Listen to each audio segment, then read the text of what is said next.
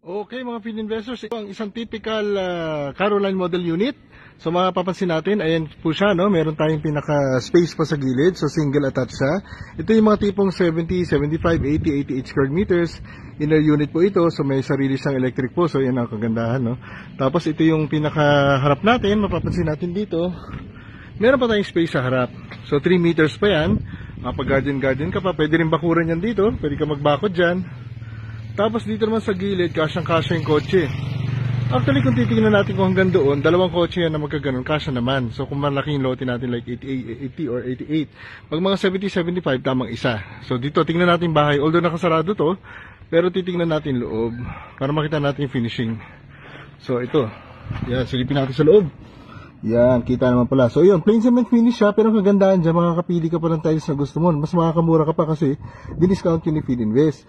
Para tayo makakapili ng sarili nating tiles. Total tayo naman iba-iba rin ng mga taste pagdating sa mga finishing, no? So dito naman, makikita natin, yun.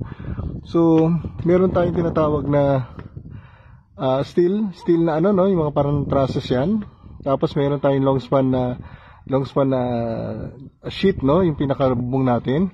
Kasi kaya yung ganyan dinesign para nga naman pagka nag second floor tayo, hindi ka nagagasto sa sa kisame. Kasi pagka naglagay ka pa ng kisame dyan, tatanggalin mo na naman, sayang na naman. Tapos pwede mo i-cutting kasi yan, pwede mo gamitin rin yung bakal para yun na rin gamitin mo sa taas. Ayun, no, very high ceiling yan. So pwede ka pa maglagay ng cabinets dito. So yan.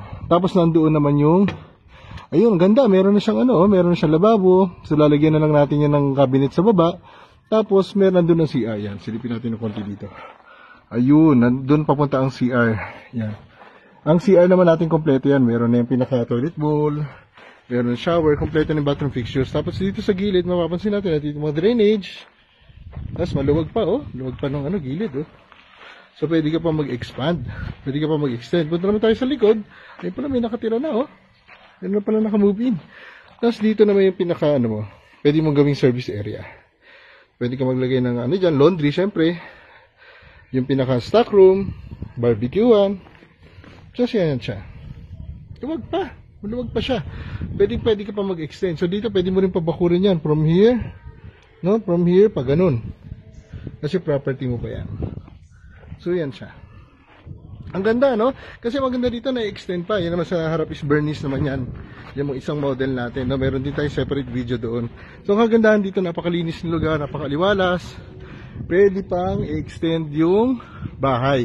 Kagandahan na dyan, nakuha natin yung bahay natin at an affordable price. Pero, pwede mo pa rin siyang pagandahin at pataasin. Pwede ka pa maglagay ng balcony dito kasi, oh. Balcony dyan. Pagdating ng araw, i-up and down mo. Tapos sa gilid, pwede pa rin. Tapos maglagay ka rin ng konting dun sa space sa likod para sa mga utilities naman natin. So yun, salamat po mga field investors. Yan po ang typical Caroline model unit. Ang ganda niya. Sulit na sulit, swak na swak sa bulsa, sa budget. Pero maganda dyan, pwede pong pagandahin at nasa loob ko ng exclusive subdivision. Yan, thank you very much. So invest na.